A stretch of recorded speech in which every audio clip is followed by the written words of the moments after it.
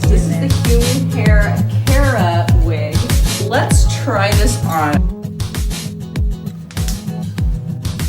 Did I make it like, is the center part too severe on me? I don't know.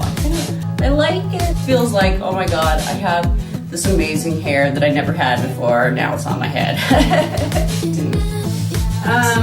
Yeah, girl, look at that. It's so beautiful, look at that.